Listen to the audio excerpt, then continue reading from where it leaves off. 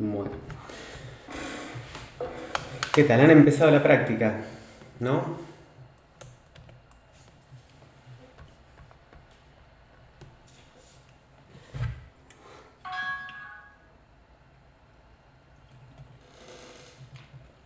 Bien.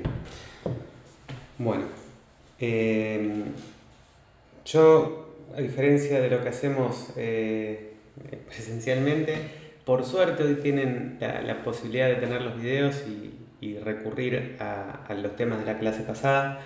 Para no ser reiterativo en esos videos justamente, arranco desde el tema siguiente, inmediatamente consecutivo a lo que uno venía, ¿cómo se dice? Viendo como si tuviéramos una clase muy extensa, pero obviamente que pueden preguntar porque obviamente ustedes tal vez no han visto el video antes de hoy y pueden tener alguna duda. No vimos grandes temas que puedan llegar a ser confusos, por lo cual solamente si tienen alguna duda lo van consultando. Para que recuerden, simplemente... a ver, espérenme que creo que hice un lío acá en mi casa. Deme un segundito. You are now muted.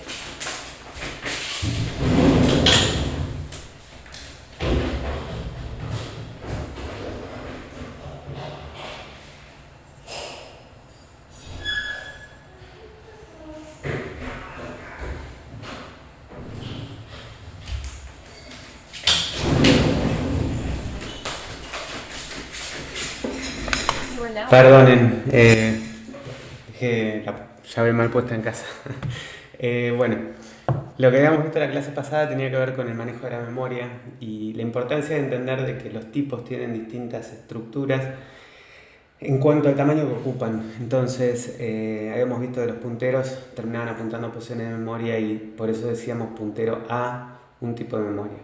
Eso fue lo último que vimos. Pero bueno, ahora continuando, arrancamos con variables y vamos a definir el concepto de variable, que termina siendo no solamente una posición de memoria que tiene un nombre, sino que además tiene asociado un tipo de datos. Por esto mismo que decíamos de los punteros. Entonces,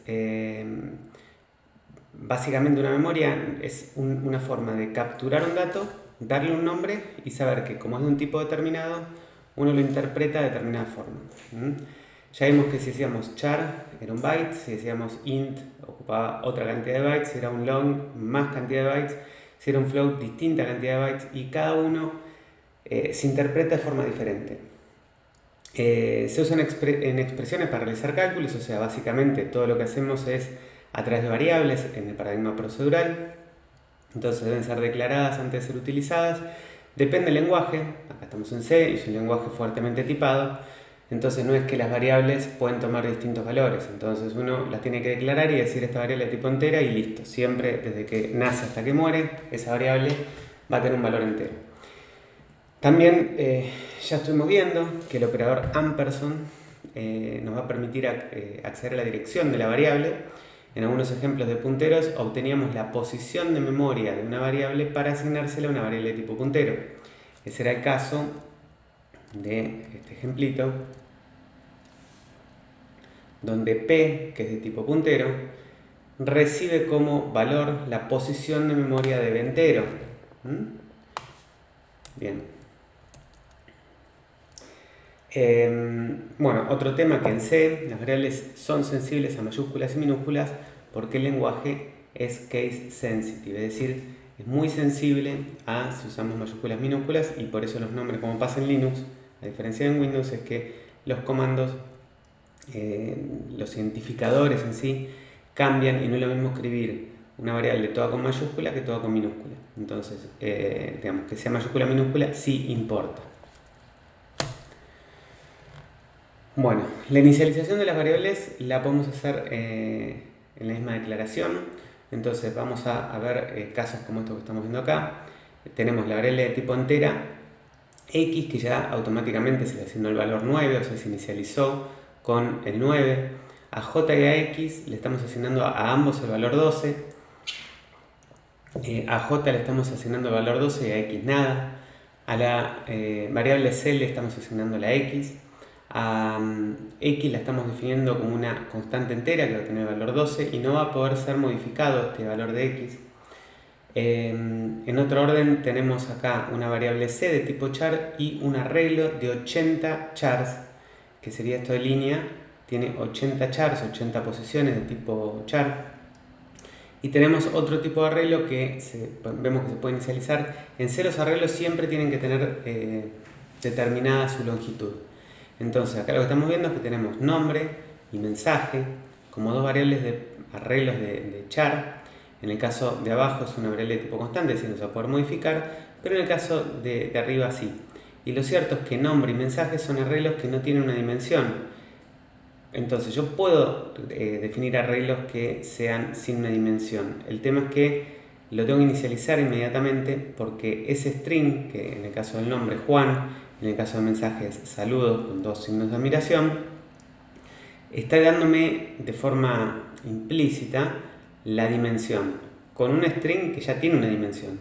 Cuando leemos la J, la U, la A, la N, entendemos de que ese arreglo ocuparía el tamaño de ese string, que sería la J, la U, la A y la N, es decir, 4 bytes más un byte más, que es el fin del string, que era el 0 o el /0 o el nulo. Recuerdan que los strings terminaban siempre con un carácter más, no visible, que indicaba el fin del string, que era el 0, el /0 o el nulo. ¿Sí? Para el caso de saludos es exactamente lo mismo. Y eso es lo que se aclara en este punto de abajo. Es decir, que si vemos un string como Juan, no ocuparía lo que estamos viendo. O sea, no ocuparía 4, ocuparía 5. Siempre ocupa un byte más de lo que en memoria, de lo que realmente tiene el string como caracteres imprimibles. ¿Sí? Bien. Acá tenemos la estructura de cómo quedarían entonces internamente. Bien. Bueno, ¿alguna duda hasta acá?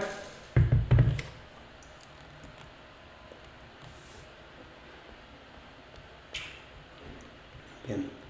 Bueno, los tipos pueden someterse a conversiones porque cuando uno programa, en general, puede hacer conversiones que son explícitas o implícitas. Entonces, lo que es importante es que es viable, es posible y a veces es necesario trabajar con variables de distintos tipos. ¿Qué pasa cuando yo interactúo con esos tipos?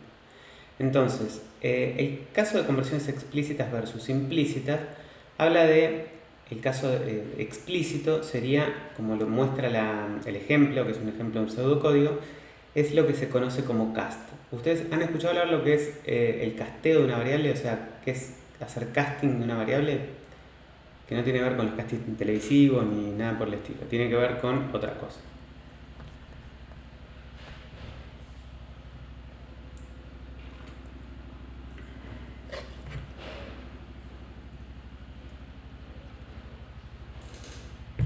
¿Eso es todo? Sí, en Java.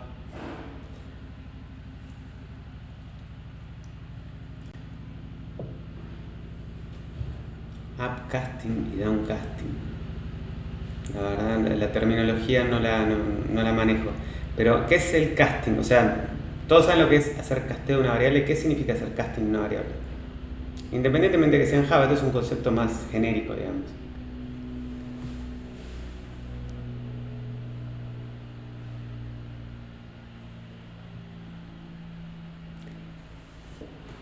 Casting es convertir el tipo de datos. Claro, bueno, acá lo estamos diciendo, estamos hablando de conversiones de tipos. Cuando es explícita, tiene que existir una forma de explicitar que yo quiero convertir una variable que es de un tipo para que sea vista como que es de otro tipo. Entonces, acá en este ejemplo que trata de ser un ejemplo expresivo, pero a veces cuando se define en pseudocódigo terminan siendo más confusos. Entonces, vamos a abrir una consola y vamos a ver un poquitito cómo se escribiría eso. Entonces yo acá pongo un ejemplo como prueba.c, vamos a ampliar, así lo ven mejor, y yo acá podría decir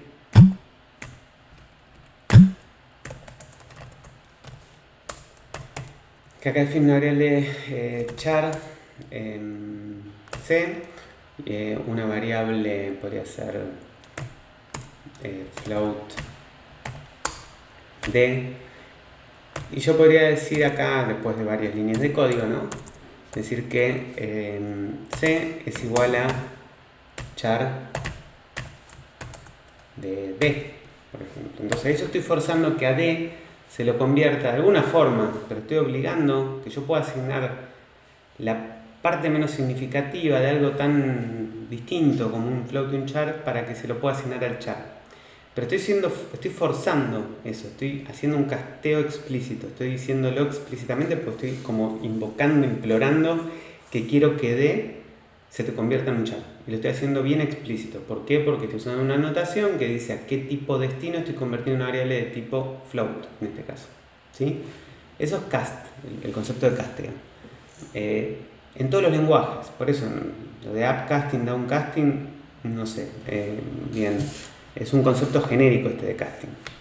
Entonces, volviendo al ejemplo acá, tenemos también conversiones que son implícitas. Entonces, cuando uno tiene las conversiones implícitas es cuando yo tengo una asignación, por ejemplo acá, o una operación. En general, las instrucciones en los lenguajes procedurales y en todos los lenguajes, en general tenemos lo que se llama el left value, un operador igual, y un right value. Cuando tengo esta situación, en general yo cuando asigno algo del r value al l value, es porque el r value me tiene que generar algo que sea apto para guardarse en el l value, si no tengo que hacer un cast explícito. O sea, yo no puedo en C, es un lenguaje muy fuertemente tipado, asignar una variable de un tipo en otro sin hacer un casteo explícito o que exista una regla en la cual sea admisible hacer eso.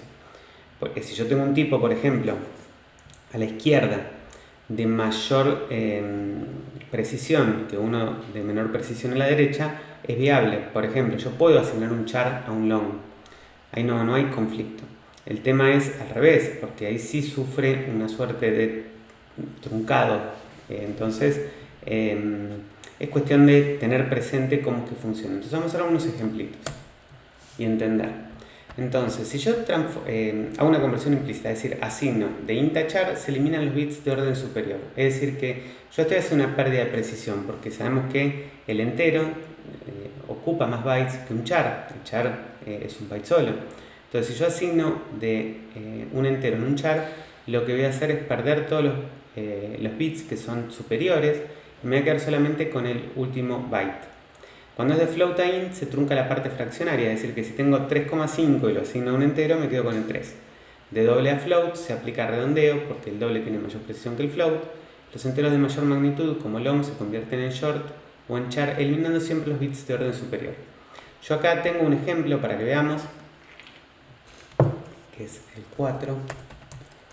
Vamos a salir de acá y vamos a...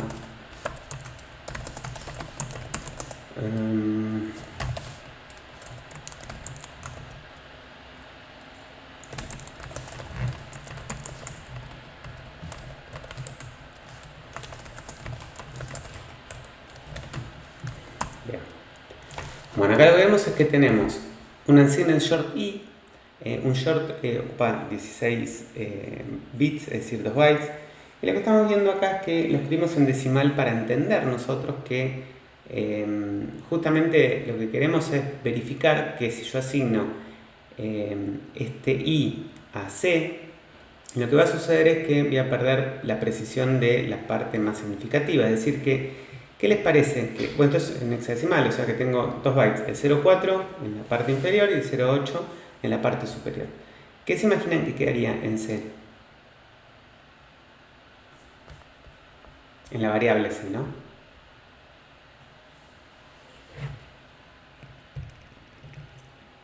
El 0,4 nos dice Facundo. Sí, exactamente. Así que vamos a verificarlo, vamos a ver qué nos queda y... Yo ya tengo todos los programas compilados acá, por eso es que los puedo ejecutar. ¿Cómo es que yo los tengo compilados? O sea, estos ejemplos están en la teoría, y la teoría ustedes, esto no sé si se los dije alguna vez, pero es motivo por ahí de vale la pena aclararlo, porque las teorías nuestras están en GitLab. Uno puede entrar en modo incógnito para que vean incluso que no me pide contraseña. Yo puedo entrar a HTTP, esto si no está en cátedras lo voy a poner de vuelta. Perdón, ¿qué pasó, Miquel? ¿Cómo se ve mi consola? No entiendo.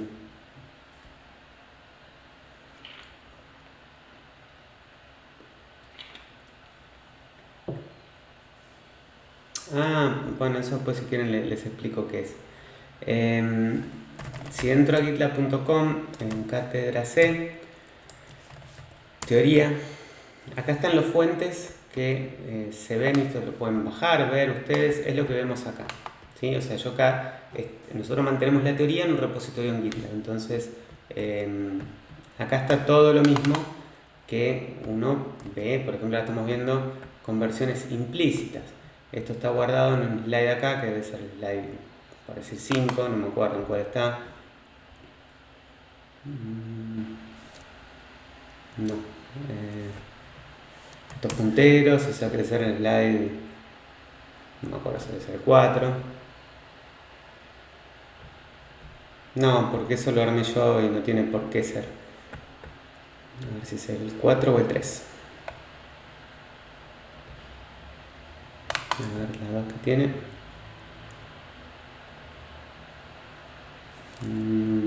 La 1 es.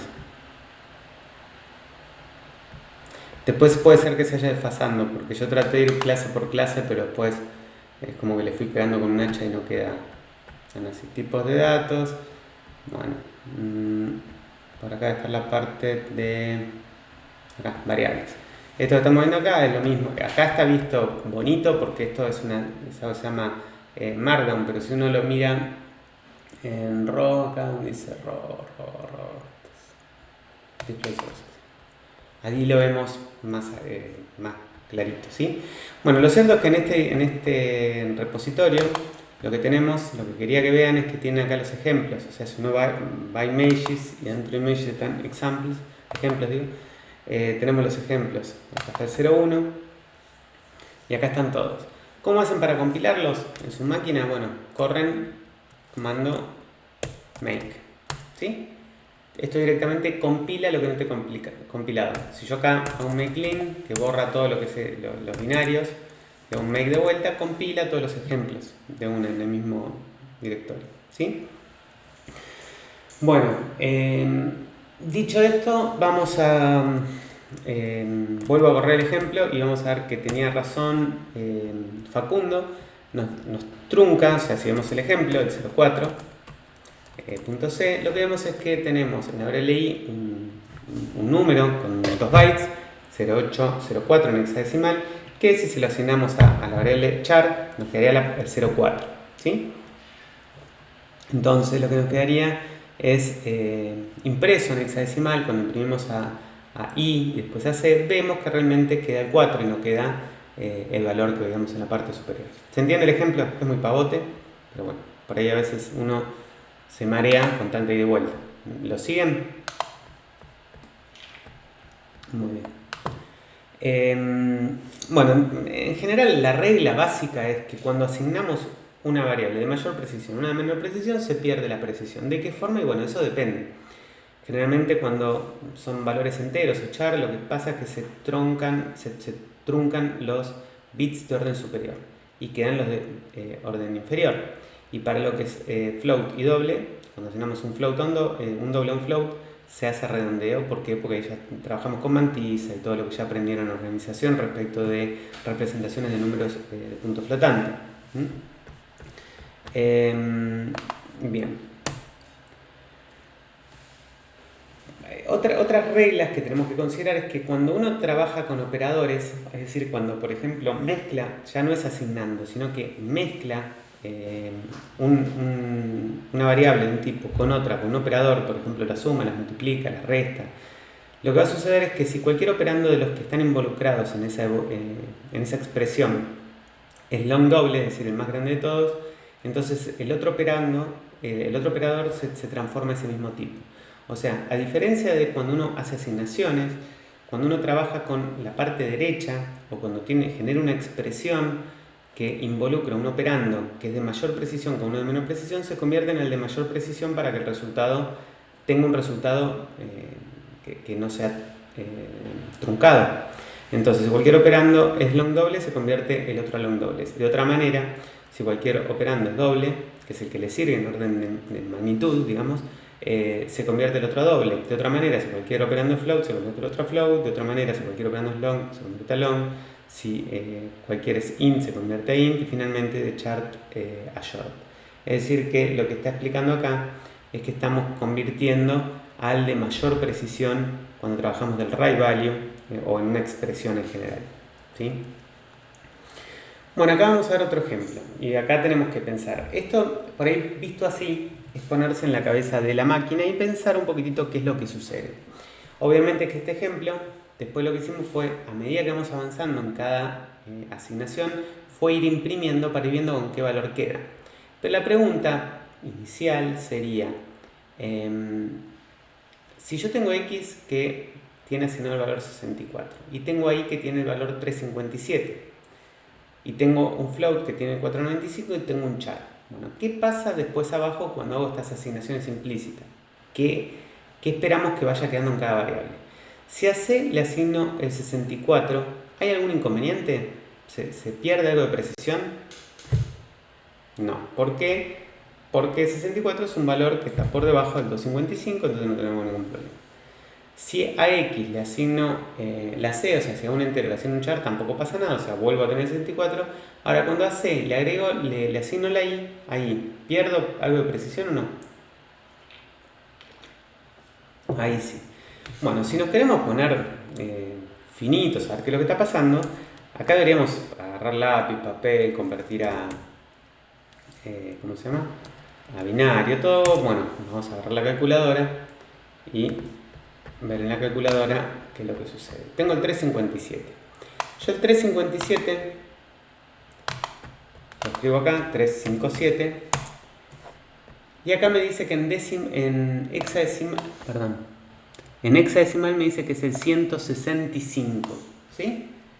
Entonces, si yo tengo el 165 en hexadecimal, voy a escribir acá en hexadecimal el 165, ¿sí? Y le voy a sacar la parte más significativa, es decir, le saco el 1, porque me debería quedar con el 65, que sería el byte. Eso me dice que es el 101 decimal, ¿sí? Entonces, lo que yo esperaría que suceda cuando yo a C le asigno la I, es que en C quede el 101. Y cuando a I le asigno de vuelta la C, ahora I pierde el valor 357 y pasa a tener el 101. ¿Sí? Ahora lo vamos a verificar, pero la idea era entender por qué queda el 101. Y acá I le vamos a asignar la F, que sería a un entero asignarle un float, sería quedarme con el 4. Hemos dicho que era eliminar la parte de los decimales. ¿Sí? Bueno, veamos qué sucede y cómo está hecho el programa. Entonces, primero vemos el programa.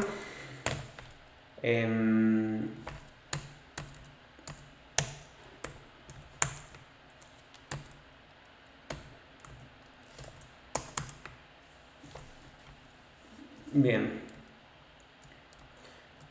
Bueno, acá lo vemos, es el mismo ejemplo, pero cada vez que hacemos una asignación, vemos que se hace una... ¿cómo se dice? Una impresión para ver con qué valores quedan X, Y, F y C. Bien, vamos a probarlo.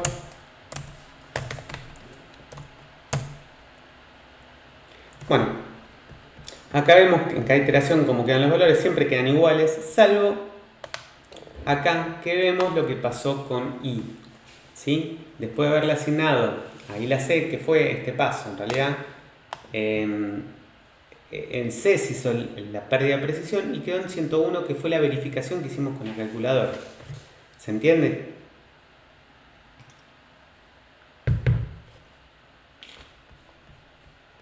Muy bien.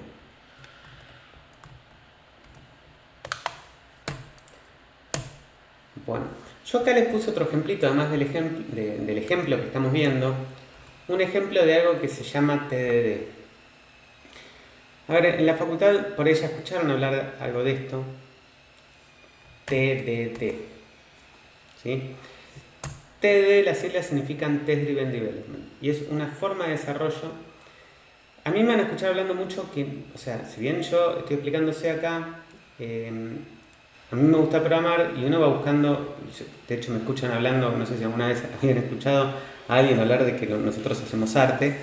Yo considero que cada uno de nosotros, cada vez que desarrolla algo, está creando con su toque personal y eso nos vuelve individuales cuando estamos resolviendo cosas que hasta rehusan buenas prácticas o librerías. Entonces, o sea, uno agarra y ve cómo gente termina haciendo obras de arte con el mismo material que por ahí uno trata de hacer algo y le queda una porquería? Acá pasa exactamente lo mismo. Entonces creo que es muy valorable e importante rescatar que cada vez que uno hace algo, crea.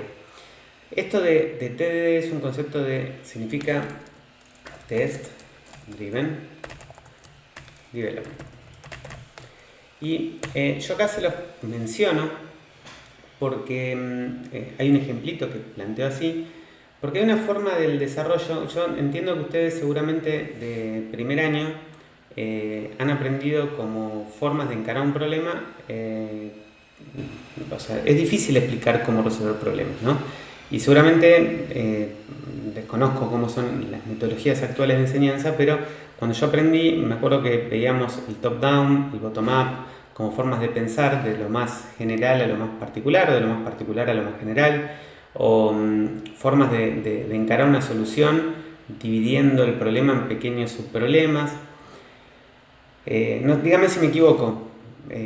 Ustedes cuando piensan un problema, yo les tiro un problema. Por ejemplo, les digo, vamos, escriba una función que determine si un string es un palíndromo o es un capicúa. ¿Qué es lo primero que piensan?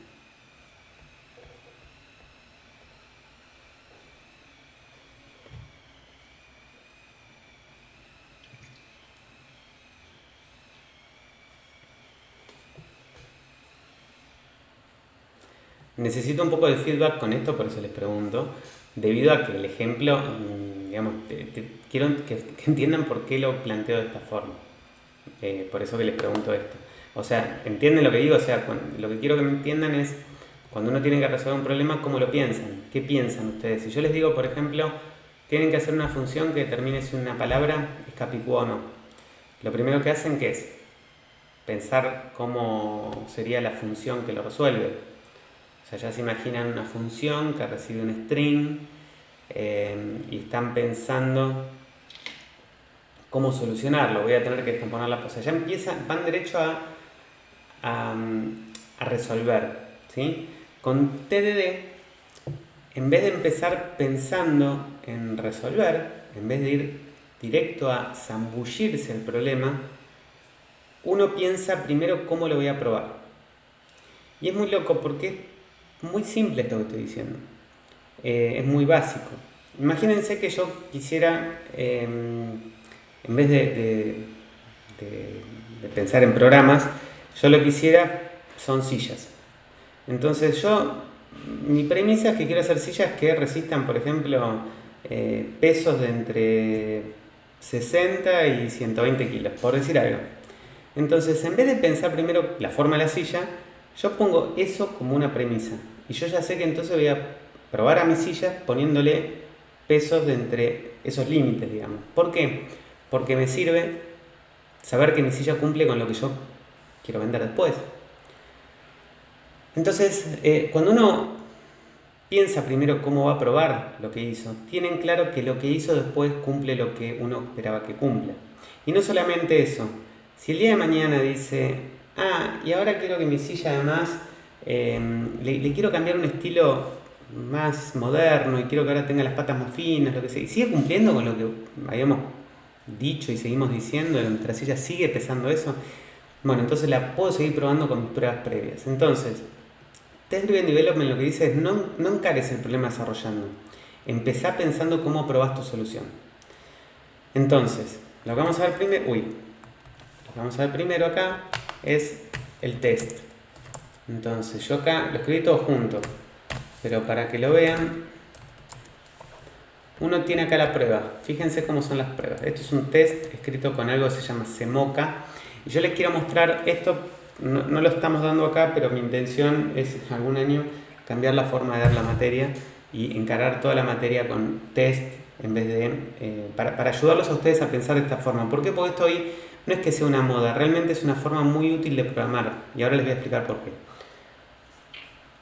Este es el test, ¿sí?, que verifica, en este caso, recibe, bueno, fíjense que recibe acá un puntero state, esto es lo que por ahí confunde, pero uno acá lo que escribe son justamente las pruebas que uno quiere hacer. ¿Y qué es lo que quiero probar? Bueno, yo acá tengo las mismas cosas de hoy, pero acá lo que digo es, tengo a C le asigno la X, y después me verifico que C tenga el valor 64.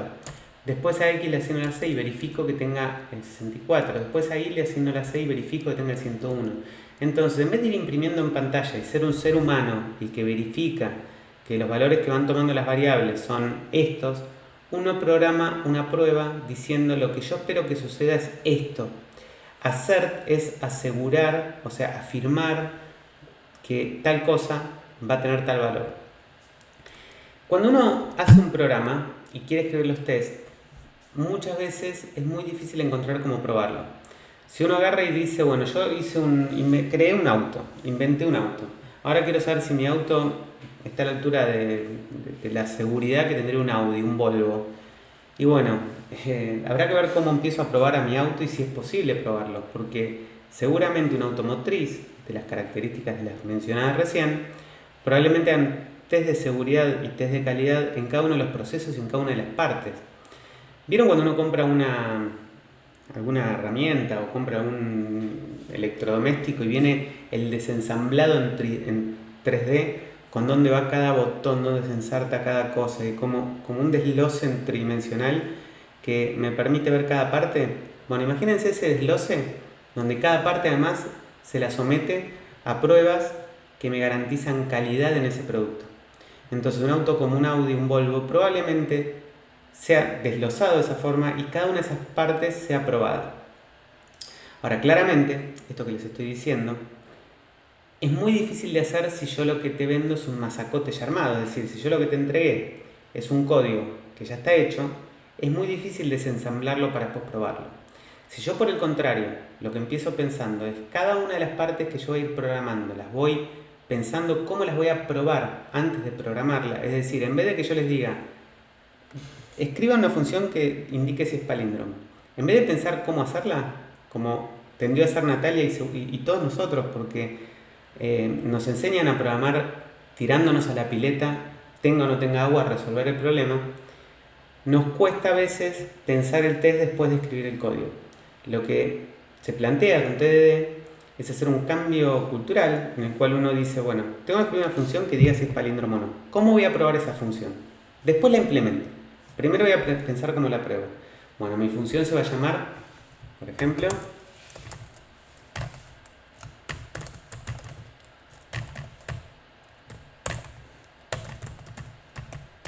por decir algo.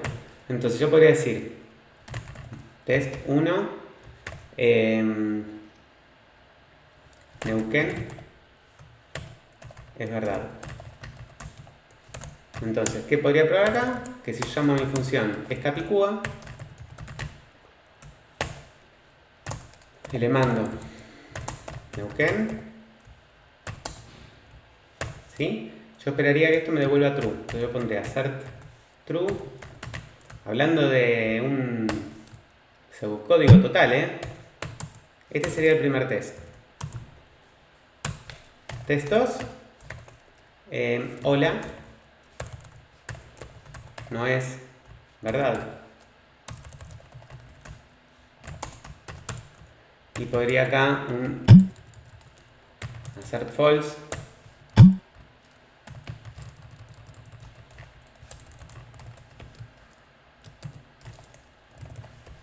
¿Sí? Entonces, lo que quiero que se entienda es que con lo que uno empieza a plantear es que la función es Capicúa, puedo empezar a pensar todos los tests antes de escribirla. Entonces no importa cómo la haya escrito después. Lo que yo sé es que tengo forma de probarla.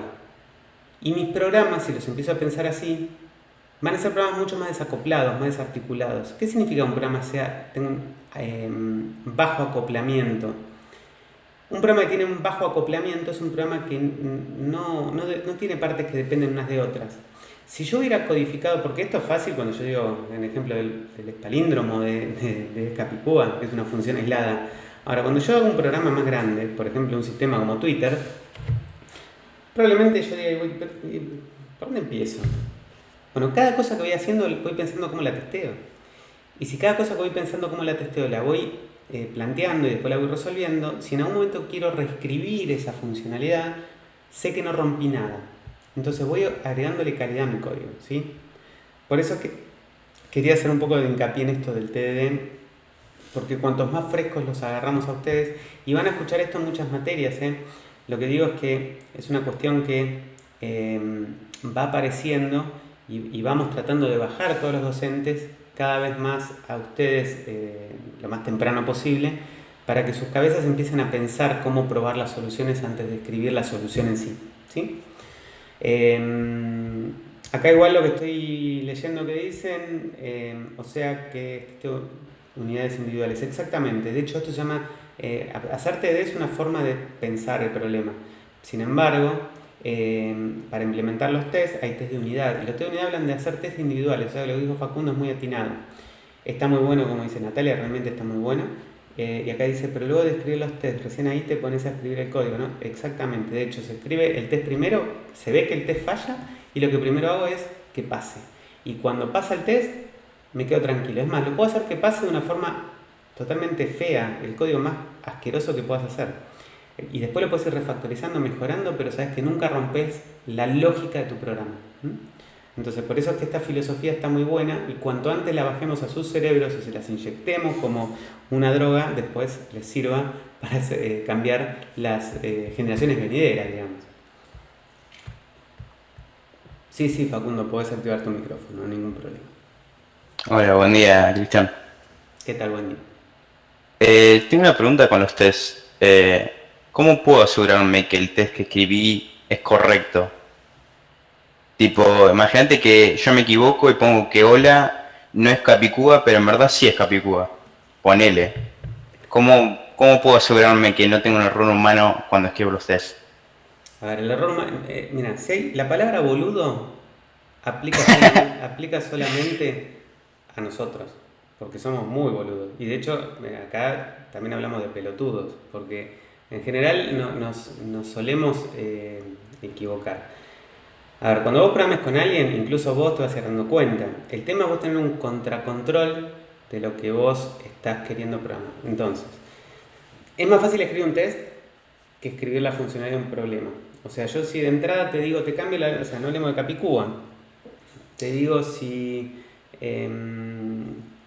a ver, funciona, ¿cómo probarías que digamos, aplicar Dijkstra en un grafo funciona bien, vos hiciste la funcionalidad correcta, ponderando por algún criterio que tiene que ver con algo? Entonces vos tenés el mismo grafo ponderando por distancia, por tiempo, por congestión, por un montón de cosas, ¿no?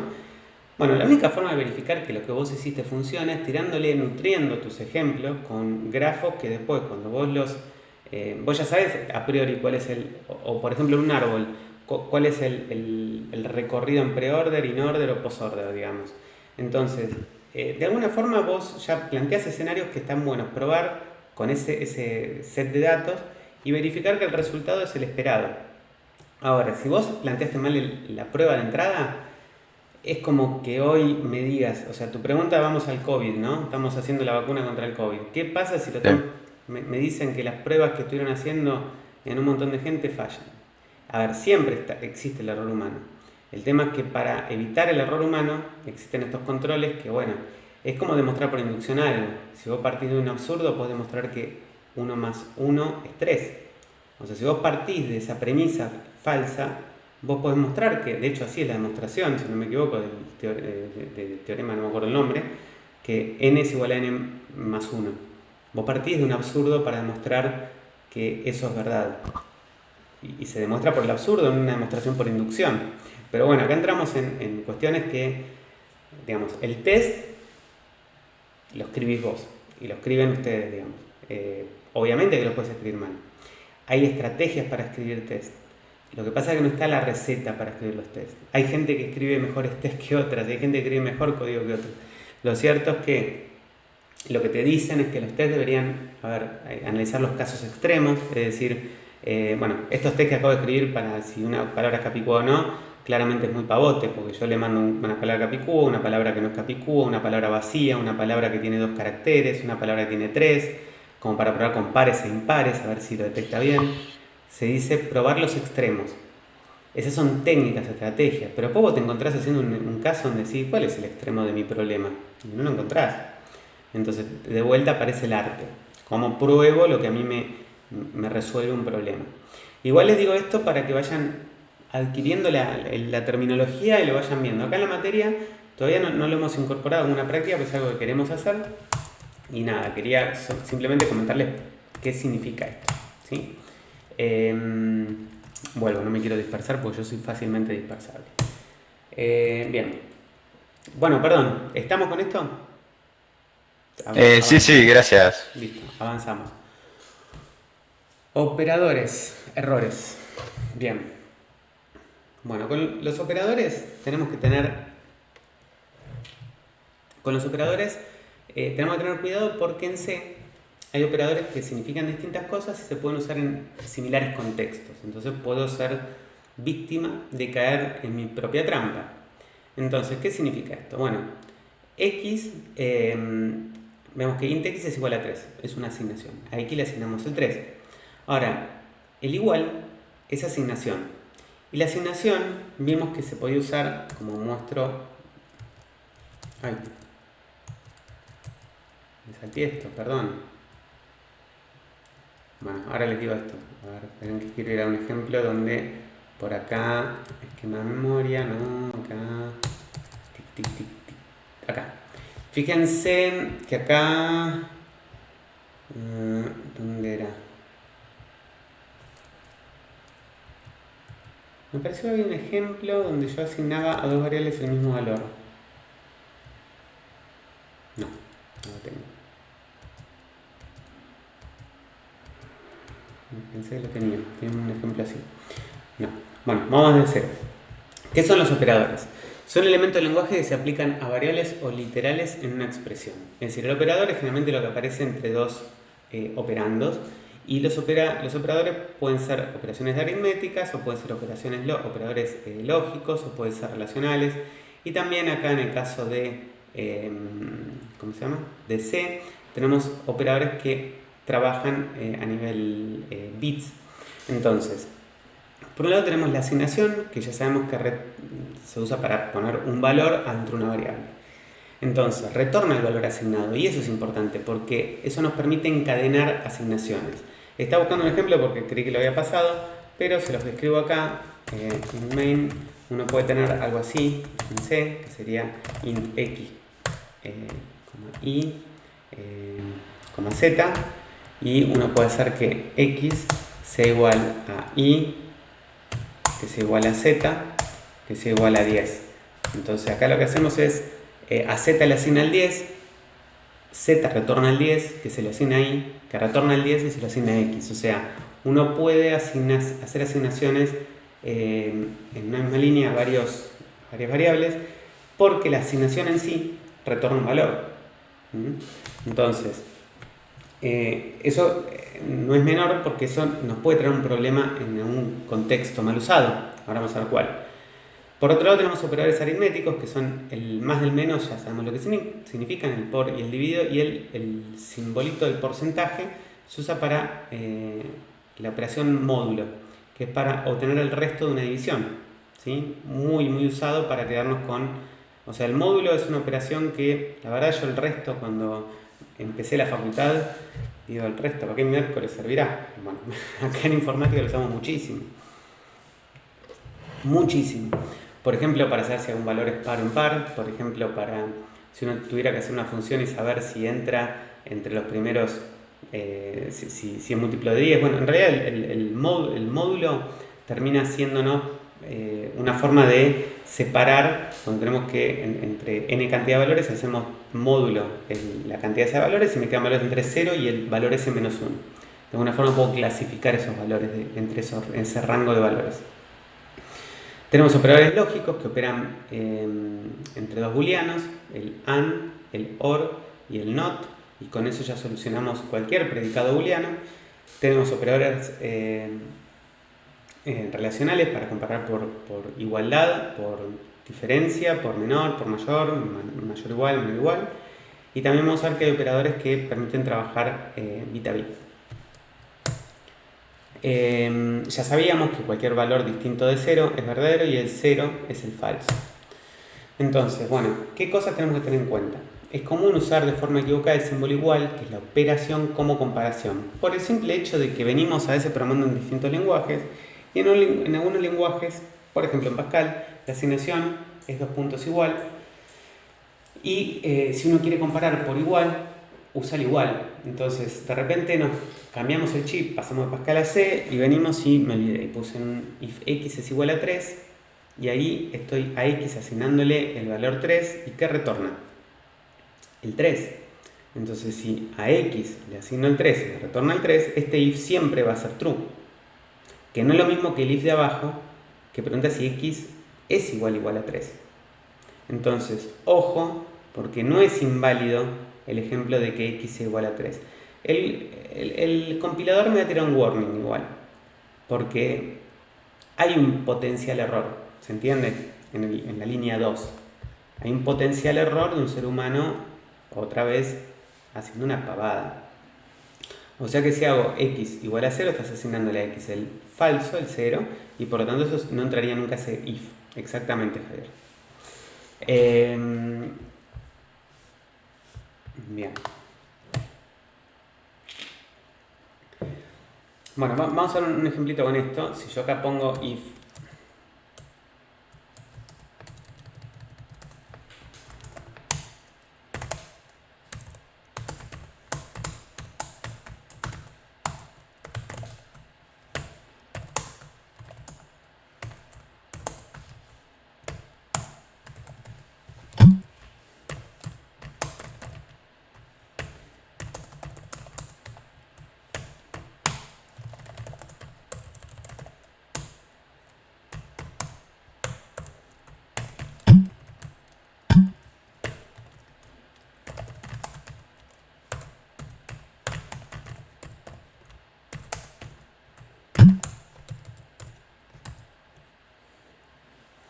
acá ya me está tirando el mismo editor, me está marcando acá el problema, ¿sí?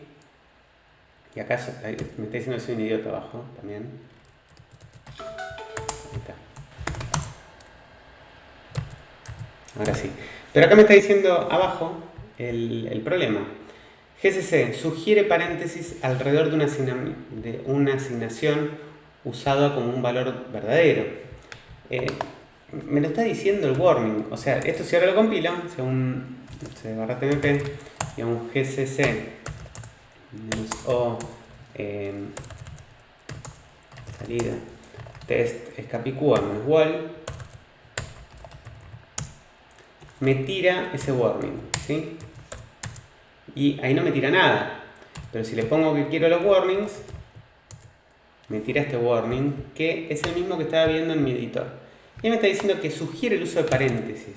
¿Qué significa que sugiere el uso de paréntesis? Significa que acá, si yo quiero que esto, o sea, explícitamente hacer esto, tengo que poner esto así para decir, yo quiero, estoy haciendo mi afirmación de que quiero asignar a x el 3 y ese resultado saber qué valor tiene, que ya sabemos que es un 3, o sea, esto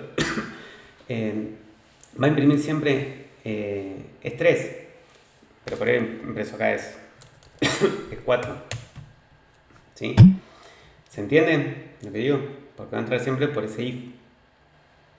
Y se entiende cómo sacó el warning, porque yo acá podría preguntar si es igual a i mayor que 10, por ejemplo. Y acá podría poner i igual 9. ¿Sí?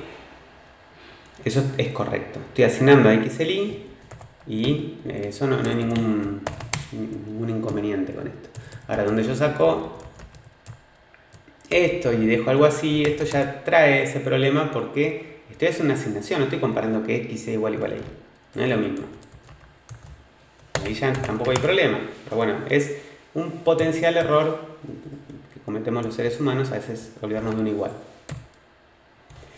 Igual siempre se compila un menos wall porque eso el mismo compilador me tira ese warning. Por eso que los warnings para nosotros son algo que tenemos que tratar de evitar, ¿sí? Operadores, asignación. Bueno, se definen los operadores más igual, menos igual, por igual, dividido igual, que permiten realizar una asignación comprimida. Fíjense, esto para mí fue también una genialidad cuando lo vi, que es que x más igual 6 y le vengo a poner x igual a x más 6. Me ahorré de poner x más. Para mí es mucho más expresivo. Es más lindo escribir x más igual 6 que escribir x igual a x más 6. Es una cuestión de expresividad. Una vez que uno se acostumbra es mucho más cómodo. Y este más igual funciona con el menos igual, con el por igual y con el dividido igual. ¿Sí? También tenemos operadores de pre-post incremento. ¿Qué serían estos? Bueno, permiten incrementar o decrementar una variable en 1 y puede ser en forma prefija o postfija. Entonces el x más o el más x hacen lo mismo. Incrementan a x en 1. Hacen x es igual a x más 1. Ahora, ¿qué sería que sea con pre o post incremento? Es en qué momento se hace el incremento, si es antes o después de la línea donde se encuentra la operación. Entonces, lo que vemos acá abajo son un ejemplo donde tenemos n,5, x e y. A x le decimos que tome el valor de más n y ahí le decimos que tome el valor de n más. La diferencia es que vemos que en el caso de x es el preincremento y en el caso de y es el postincremento. Entonces, acá yo tengo el ejemplo del 6. Vamos a ver.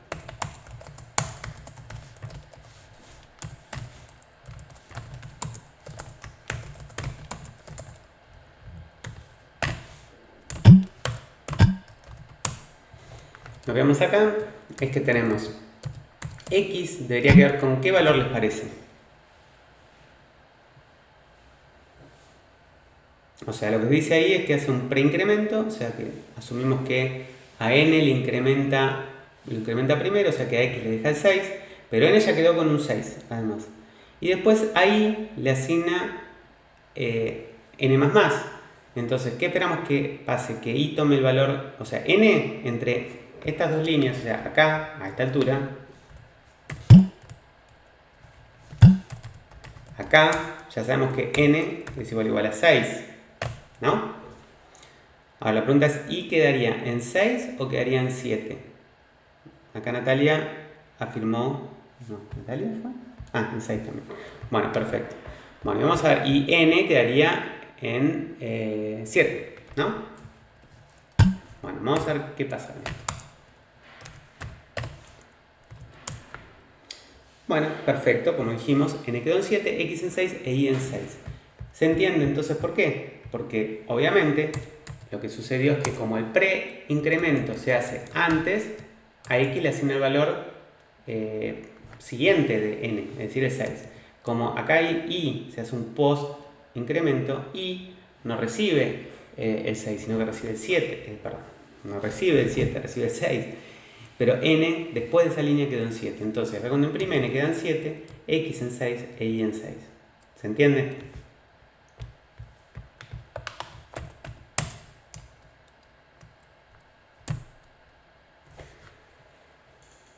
Bueno, este operador que estamos viendo acá, el operador del if then else, que se escribe como una expresión, es tan pero tan cómodo que le gustó a un montón de lenguajes. Entonces lo van a ver por todos lados, lo van a ver en Java, lo van a ver en PHP. Entonces uno puede poner, tenemos la expresión E1, si es verdadera, lo que va a suceder es que va a devolverme la expresión E2 y si es falsa me va a devolver la expresión E3. Entonces yo en una sola línea puedo tener esta única, o sea, una expresión que me devuelve un valor. Yo podría tener algo así como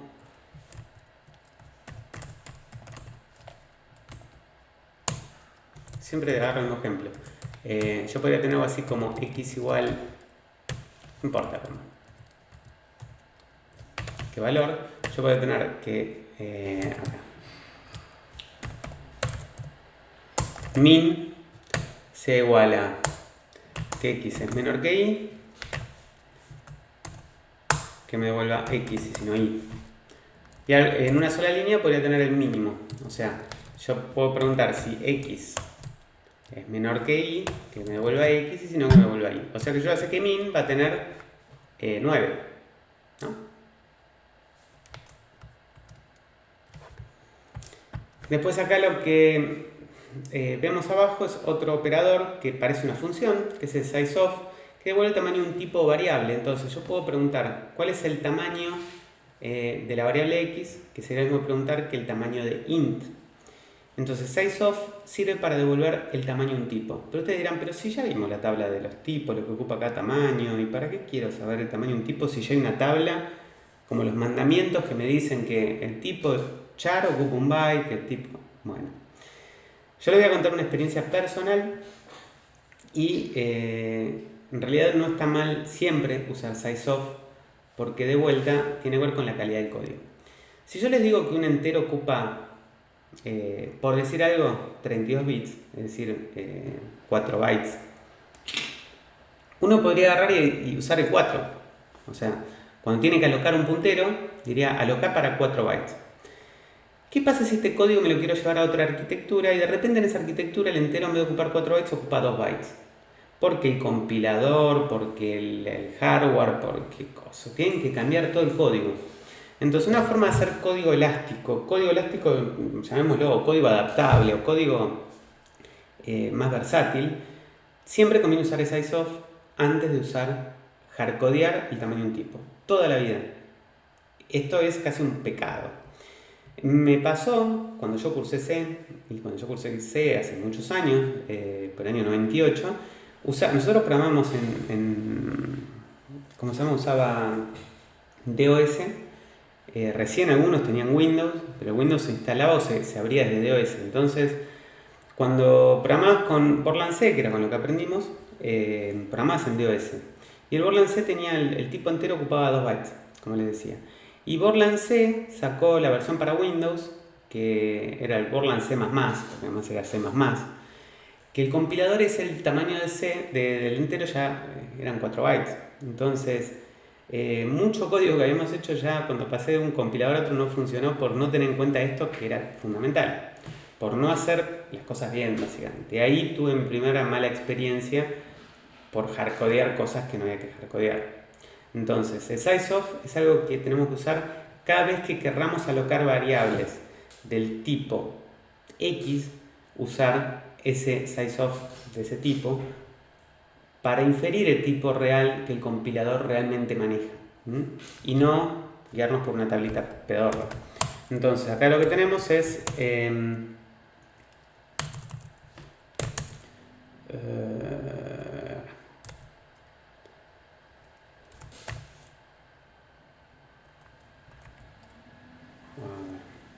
acá tengo el ejemplo, sería 07. Bueno, acá lo que hice fue, justamente usando los tipos char, int, short, long, float, doble y pointer, armar acá una función principal que lo que hace es, para cada uno de los elementos, son 7, 0, 1, 2, 3, 4, 5, 6 y 7. Esto itera desde 0 hasta el 7, de 0 hasta el 6. Lo que va a hacer es un printf que dice el tamaño de imprime el string, porcentaje s, que va a ser alguno de los types de i, y es un sizeOf type que le manda el types de i. Entonces acá lo que hicimos fue tener una función que recibe el sizeOf type como un string constante que no se puede modificar, y estamos haciendo uso de una función que todavía no vimos, que compara strings. La función que compara strings es muy particular, es tan particular y tan usada en otros lenguajes que mi idea fue introducirla a esta altura. Para comparar dos strings con strcase cmp estamos comparando el t con la palabra char sin importarnos si t está escrito con letras mayúsculas o minúsculas. O sea, va a dar true, esté escrita la c con mayúscula, todas las letras con mayúscula, pero que digan char. ¿Y cómo sabemos que el CaseMP compara dos strings y devuelve que son iguales o no. Bueno, para que dos strings sean iguales tiene que retornar falso. Y usted dice, me estás cargando. Me está diciendo que dos strings son... O sea, yo estoy comparando dos strings y me devuelve falso, o sea, me devuelve 0. Si son iguales, sí. ¿Por qué? Porque comparar dos strings puede retornar tres valores. -1, 0 o 1. Si retorna -1 es porque t es menor que char. Si retorna 0 es porque son iguales. Y si retorna 1 es porque t es mayor que char. ¿Sí? Entonces, se usa para comparar strings y para eso compara por menor, por igual o por mayor. Y eso lo resuelve retornando esos tres valores. Es decir, que yo mando str con case str smp o str case smp de x e y si x es igual a y me va a retornar 0. Después lo vamos a ver cuando veamos strings, pero ahora quería ya introducirlo. Entonces, si me devolvió 0, es decir, si not, o sea, preguntar si not, le mismo preguntar si devolvió falso. Retorno size of char. Si vino un int, retorno size of int. Si vino short, retorno size of short. Si vino long, retorno size of long. Y bueno, para cada string estoy retornando el size of de ese tipo. ¿Sí? Fíjense que el return corta la ejecución, o sea que ese if con esa, o sea, si machea con la primera línea, salió con esa return. Al final, vamos a un printf, me mandaste cualquier batata y te imprimo un error y después salgo con exit 1. Exit 1 es, no importa, porque ustedes ya saben que el main retorna un valor. El exit lo que hace es como que sale acá, sale del programa acá, retornando este valor. Si no, yo tendría que retornar un valor, por ejemplo, -20, y decir si esto retorna -20, retorna el main un 1. Por eso es que el exit permite como abortar el programa en donde vos llames a exit con el valor indicando que terminaste mal. ¿Sí? ¿Se entiende el ejemplo?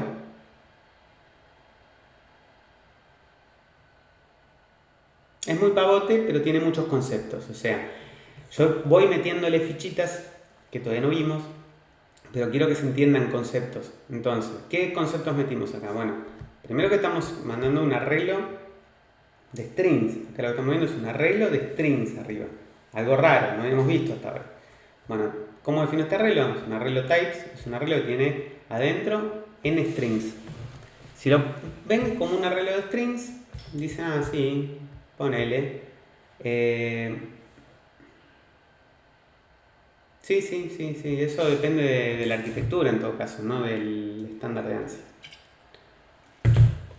Bueno, acá lo que vemos después es el tema del arreglo de tipos. Después abajo lo que vemos es que estamos iterando, invocando una función con elementos de un arreglo, que todavía muchos arreglos no vimos.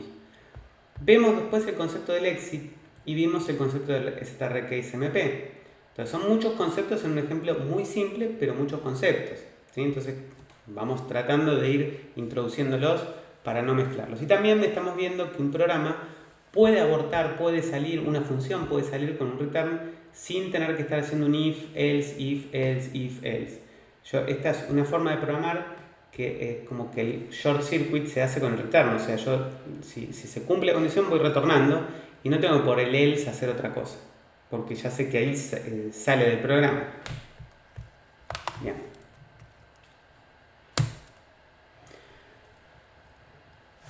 Y operadores para manipular bits. Bueno, esta es la parte donde C también es muy potente y donde se termina usando para trabajar bit a bit.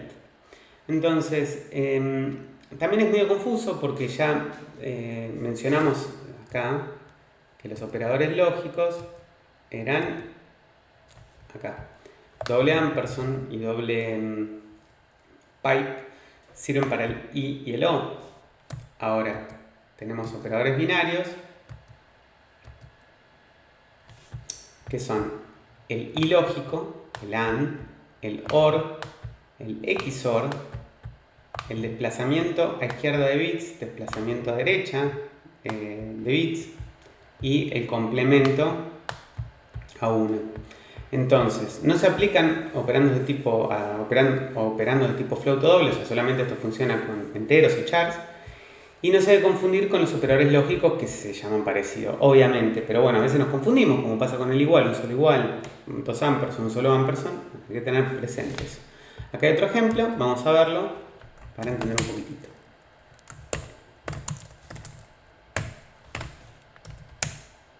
Bueno.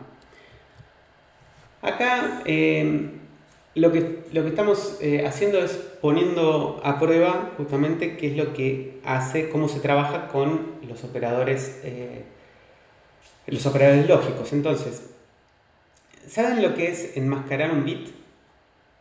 O enmascarar un valor.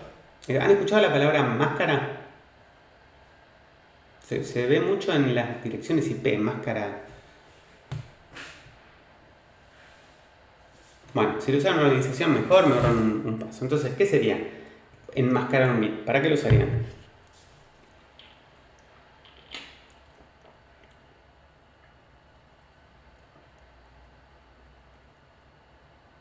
Si yo le pregunto, vamos a usar la máscara, quiero usar esta máscara, acá la pongo arriba. En bit, ¿no? 1, 2, 3, 4, 5, 6, 7, 8. Es. Este.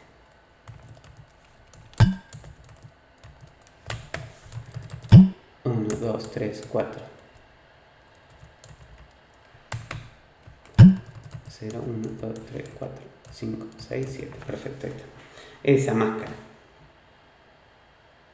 Bueno, acá Natalia dice, lo usamos para saber si un binario era par o no. Si un entero sería par o no, digamos. O sea, la máscara para saber si un valor es par o no, sería, si yo uso esta máscara,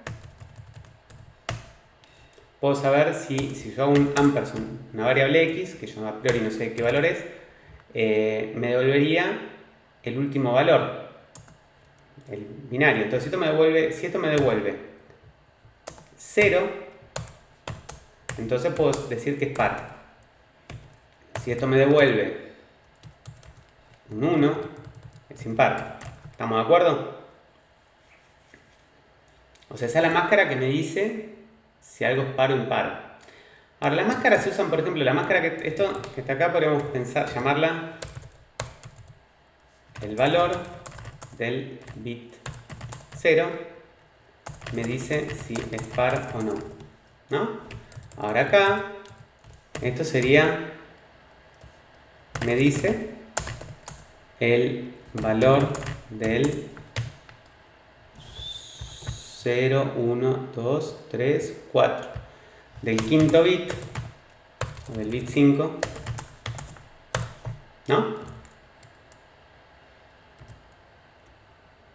Bueno.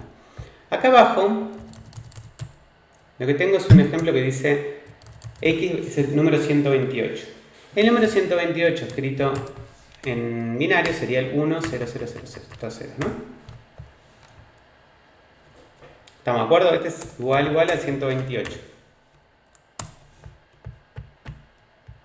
Muy bien.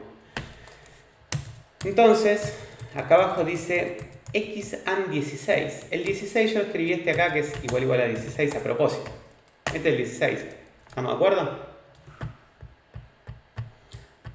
Tiene la posición 0, 1, 2, 3, 4. Da la 4, 16. Estamos todos contentos. Bien. Pregunta. Acá. Hace el ilógico entre el 128 y el 16. O sea, se está fijando, a él le importa este bit. ¿Estamos de acuerdo? Upa. Ese bit. Como le importa ese bit, hace un AND. El AND acá devuelve. O sea, nosotros acá teníamos eso. Esto me devuelve eso. 0, exactamente. ¿Cómo me devuelve 0? Pregunta acá. Mientras x and 16 sea igual a 0, imprime. El valor de x es... ¿Qué imprime la primera vez acá?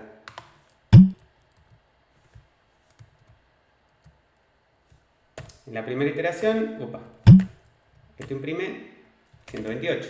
Muy bien. Y acá abajo, ¿qué hace? X mayor o igual a 1. Lo que hace esto es me desplaza un bit a la derecha. Entonces me queda el 0, 1, 0, 0, 0, 0, 0. Que esto es igual al 64. ¿Estamos de acuerdo? Muy bien. Vuelve acá. Pregunta. El 64, ampersand el 16, ¿qué devuelve? Devuelve el 0 de vuelta. Fíjense que en esta fila tenemos acá, esta fila está acá. Upa. Acá tenemos todos ceros.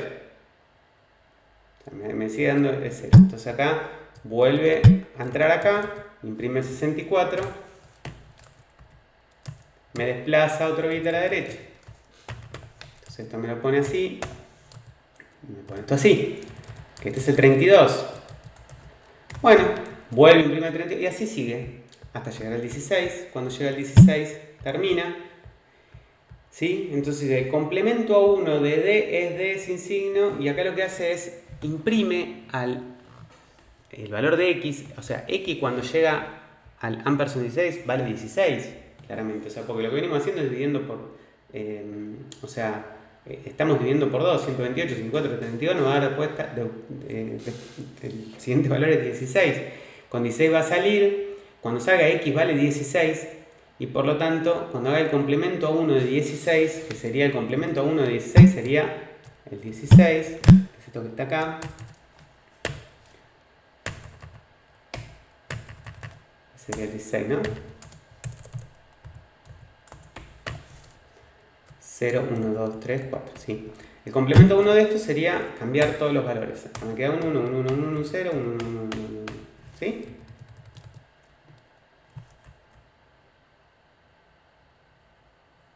Porque acá pregunta por qué X está definida acá como en el char. Sí, pero acá cuando yo lo transformo, me queda un 1 acá adelante, ¿sí? Entonces, si yo no pongo eso, me lo imprime como un... Acá le puse porcentaje D. En realidad lo podría haber hecho ahí o lo podría haber hecho acá. Me parece que si acá le ponía la letra U, es lo mismo. Con la letra U me parece que me lo transforma en signo. Igual ahora sí que lo probamos. Yo lo que quería es que sigan el ejemplo y que entiendan qué es lo que sucede. Porque fíjense que abajo imprimo sin hacer el cast y me va a imprimir el valor seguramente como un número negativo. Vamos a verlo. Bueno, voy a hacer todo lo que hice. Listo. 08. Bueno. 128, 154, 32, cuando llega al 16, dice el complemento a 1 de el valor de X, que era 16, es 239, sin signo, y menos 17 con signo. ¿Sí? Eso tiene que ver con cómo se imprime. Me parece que yo esto mismo podría haberlo hecho acá abajo, como está acá, y me parece acá con, creo que si le pongo ahí, anda a ver.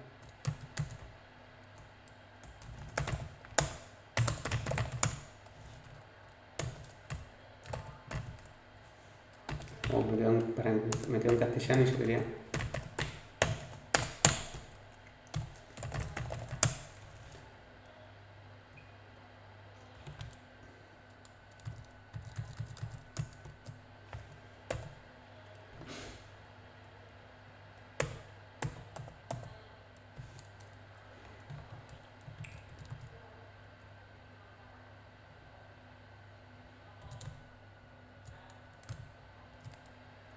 Me parece con U.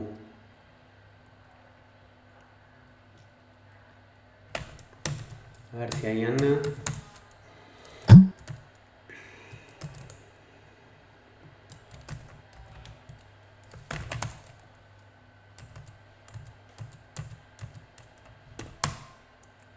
No, me lo convirtió en un número más grande.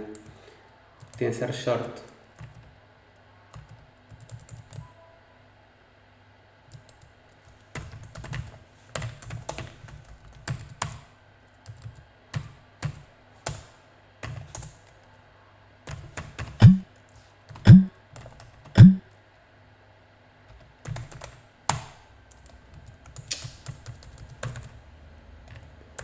Ay, Dios. No. No, porque el unsigned me está convirtiendo justamente unsigned.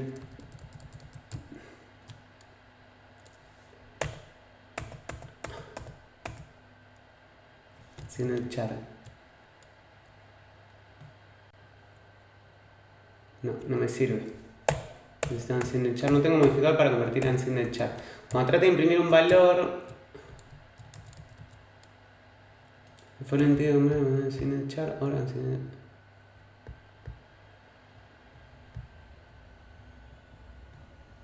Tengo que usar algunas cuestiones del printf que ahora no me recuerdo bien cómo sería para modificarlo sin usar eso.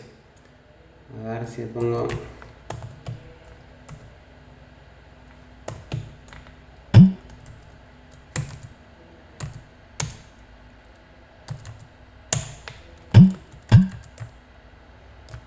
Le pongo con H.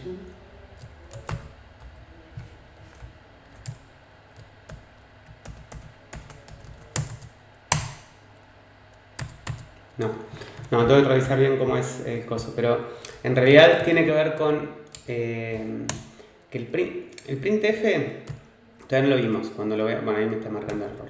Cuando veamos el printf es para imprimir con formato, entonces vos lo que le mandás es un valor. ¿Cómo lo interpreta el printf? Depende de justamente ese porcentaje que vos le pones. Entonces ahí es donde empieza esta cuestión que puede traer un problema. Pero acá lo que estamos haciendo es imprimirme el número, el porcentaje es un número entero, siempre. Que sea con signo o sin signo tiene que ver con justamente el casteo que le haces después. Porque después de haber hecho la conversión, complemento a 1, lo que hicimos fue justamente invertir absolutamente todos los bits. Pero acá lo que estamos diciendo con porcentaje de es que es un valor con signo. Para que sea sin signo creo que era UD. Tengo que jugar con printf y la verdad no me acuerdo ahora todas las opciones. Porque la verdad que uno tiene que programar bastante seguido. A ver. ¿Sí esto anda?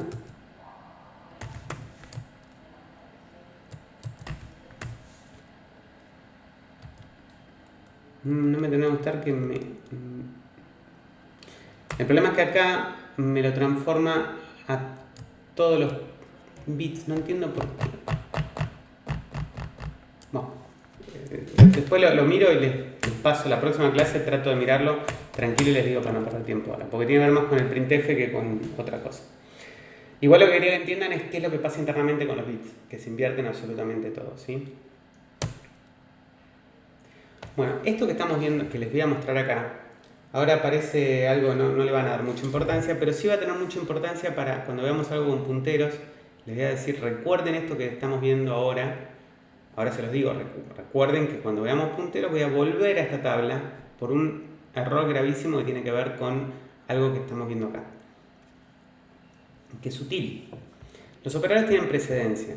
Uno, cuando está en la primaria y en la secundaria, sabe, si yo les digo, si yo escribo esto,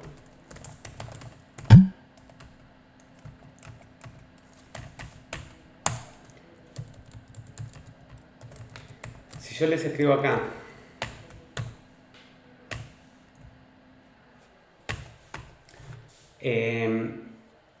¿esto qué devuelve?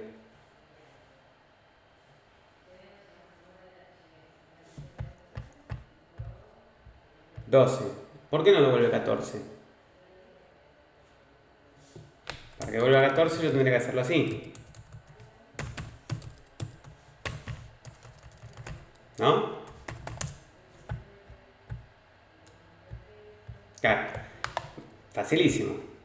Porque esto lo aprendemos en el secundario. A ver, ¿quién le dijo a este programa que es un compilador que el más tiene menos presencia que el por? Vamos, alguien tuvo que hacer un programa que se llama GCC, que cuando lee esto tiene que ordenar las cosas, porque el primero tiene 5 por 2, no 2 más 5. Sí, no sé si alguna vez se plantearon el problema, pero bueno, esa cuestión es lo que se llama presencia de los operadores. Y siempre está bueno verla, porque algunas las aprendemos en la primaria y a nivel internacional nadie va a dar vuelta a las cosas, porque si no las demostraciones matemáticas no funcionarían en todo el planeta. Pero todo lo que no tiene que ver con la aritmética y la matemática Tiene que ver con otros operadores, como por ejemplo los de mayor presencia son estos que vemos acá, y le siguen en menor presencia estos que están acá, y le siguen en menor presencia estos que están acá. Entonces, fíjense que tiene más presencia poner más que poner por. O sea que si yo acá les pongo una variable, que es esta, x, y acá yo le pondría i más por esto, se está haciendo el i se está haciendo, se está invocando, le está dando más bolilla que al por. Independientemente de sea antes o después, porque es un pre o un post incremento. Lo que yo digo es que a nivel lectura, a nivel precedencia, ese se está aplicando al i, y después se está haciendo i por 2, y después x se lo suma. Pero la precedencia tiene que ver con estas cosas. Cuando uno lee variables, entender qué pasa. O si pone, por ejemplo, arriba vemos el símbolo de arreglo. ¿Qué pasa si ponen algo así como a de i o si ponen más i? ¿Qué tiene mayor presencia? ¿El más sobre la a o el arreglo sobre la a? Bueno, por lo que estamos viendo tiene mayor importancia el arreglo sobre la a que el más sobre la a. O sea, acá lo que está pasando es esto primero. ¿Sí? Son cosas a tener presentes y que no hay que perder de vista. A esta altura solamente mencionarlo. Ya vamos a dar un ejemplo con un error, donde vamos a caer en el error. En ese momento no nos vamos a dar cuenta y vamos a hacer, en este caso somos 16, pero vamos a estar cerca de, venimos siendo cerca de 18, 19 o 20 los que están cursando, que seguramente van a caer en el mismo problema, porque cuesta darse cuenta de esto. Bueno, acá están ordenados en el de mayor presencia y vamos bajando en precedencia, continúa. Bien, para tenerlo presente. Ahora no le vamos a dar mucha bolilla. Clase 2. Bueno, estructuras de control. Este es muy cortito, vamos a tratar de pasarlo rápido. Vamos a ver sentencias compuestas, condicional simple, switch y iteraciones. Vamos a ver hasta dónde llegamos porque quedan 5 minutitos. Bueno, estructuras de control. Las estructuras de control de los programas gobiernan la ejecución de un programa. Eso significa de que uno es donde los programas no tienen un flujo siempre. No es como hacer una torta, que hasta hacer una torta tiene if. Entonces siempre tenemos if de alguna forma, no es siempre una sentencia, son sentencias lineales. Entonces gobierna la ejecución de un programa, permite repetir código o saltear algún conjunto de sentencias. Entonces, la primera serían las sentencias compuestas, también llamadas bloques. En C vimos que se usan las llaves después de un if, después de una función. En Pascal se usa el begin y el end. Pero lo cierto es que en C uno no puede definir variables en ningún lugar. Entonces, a veces podemos cambiar el alcance de las variables dentro de un bloquecito. Entonces, en general la vamos a ver como if, for, while, funciones, etc.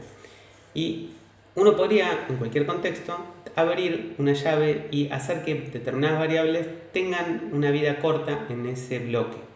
Entonces, acá hay un ejemplito. A ver. Este ejemplo es el Cirrus.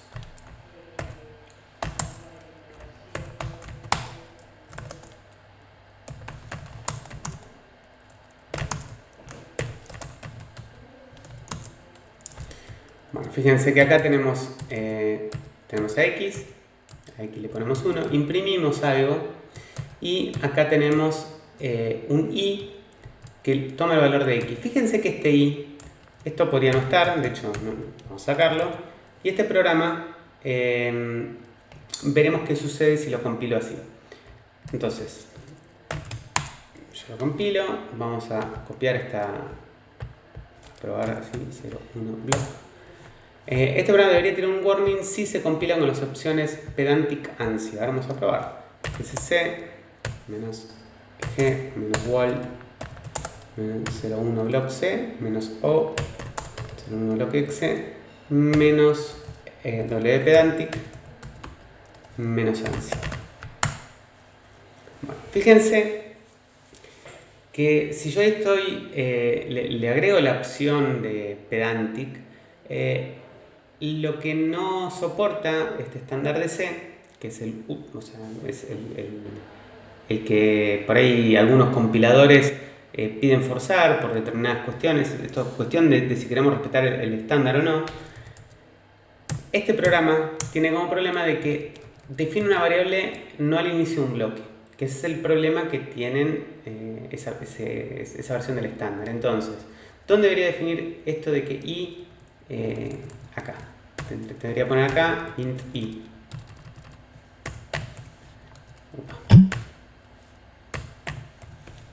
Y acá puedo hacer algo así. Este programa ya compila y no hay ningún problema. ¿Sí? Pero ¿qué pasa si yo quiero hacer esto? O sea, yo quiero definir a i acá, como estaba antes, y seguir respetando el estándar. Bueno, una alternativa sería acá abrir una llave y hacer lo que tengo que hacer. Y esa i va a existir solamente en este contexto, en ese bloque. Acá afuera ya i no existe. Entonces, si quiero usar acá i, no puedo. Vamos a dejar acá 0. Vamos a ver qué sucede ahí. Vuelvo a compilar y veo que no hay problema en compilarlo. Y si quiero imprimir i, tengo un problema porque i no existe. O sea, i no existe, pero ¿cómo no existe? Claro, porque i lo debería retornar acá, si quisiera retornarlo. ¿Sí? Y puedo abrir esas llaves en cualquier lugar. ¿Se entiende? Eso depende del estándar, y acá tengo un estándar medio, digamos, riguroso, que justamente es el estándar de ANSI de C90, que lo puedo sacar a la luz si le agrego estas opciones de compilación que justamente fuerzan que se cumpla ese estándar. ¿Sí? Nada, con esto les quiero mostrar un ejemplo del uso del bloque cuando no es ni siquiera un while, un if, y que lo único que cambia es el alcance de una variable.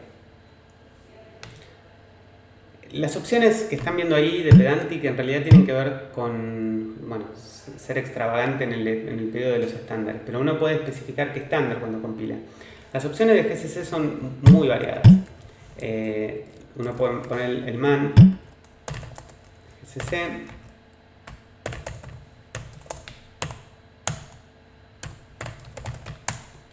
y verlo acá, está explicado. Acá está. Uno puede especificar qué estándar, como ven acá, ¿sí? Y acá te dice, por ejemplo, que cuando vos pones wpedantic, identifica aquellas características que son extensiones de GNU únicamente, que no son parte de la versión del estándar. Pero si no, uno puede pedir acá exactamente qué versión del estándar quiere.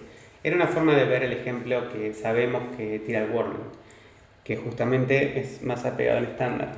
Igualmente uno tiene para especificar qué estándar quiere verificar que se cumpla, en particular. Igual siempre pueden poner el manual. Recuerden, lo bueno del mundo Linux es que uno puede instalarse, o sea, en vez de salir a buscar internet qué significan las opciones del manual, tienen los manuales de cada función del compilador y de todo para leerlas poniendo simplemente man y el comando man gcc, y ahora tienen todas las opciones. Son muchísimas, leerlas, conocerlas, entenderlas son muchísimas. Pueden instalarlas en castellano, en inglés, en lo que sea. A mí me gusta leer en inglés. ¿Por qué? Porque si bien uno agarra y trata de entender las cosas más fáciles, pues pero yo hablo en inglés, en castellano, yo puse man3 printf y me aparece en castellano, ¿sí? Ahora, ¿qué pasa? ¿Por qué les digo que lo lean en inglés? Los proyectos de software libre se mantienen por personas que hacen software libre y no solamente programan, también tenemos gente que mantiene la documentación. A veces la gente que mantiene la documentación no va muy al corriente con la documentación que va en inglés. Entonces, un ejemplo claro de eso es stdr. Acá está en castellano. Yo acá, fíjense que en este manual tengo una cierta canción, 110 líneas, ¿sí? Si abro el mismo manual, creo que era este o en GitOps, no me acuerdo si era este o en GitOps. Hay manuales que no son iguales. Este es bastante parecido. A ver, GitOps. Creo que era este que yo quiero buscar. A ver.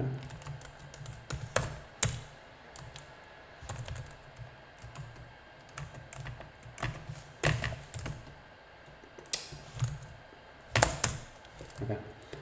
A ver este. Este tiene 276 contra 189. Hay ejemplos en uno y en otro que no son iguales y son más claros los ejemplos a veces en inglés. Entonces, yo siempre recomiendo que traten de leer la documentación en la fuente en la que se escribe la documentación. Si es inglés, en inglés. Si es en castellano, pero generalmente es en inglés. Traten de leerla en inglés porque es más clara. Bueno, me parece que ya estamos en hora. Dejamos acá, porque lo que viene es bastante cortito. Seguimos con condiciones simples, que es el if. Después vamos a ver el while y después el for. ¿Cómo se llama? El switch. Y con esto terminamos. Es bastante cortito, así que lo vemos en la clase que viene, que esto no es complejo. Bueno, ¿alguna duda? Si no, ya dejamos acá.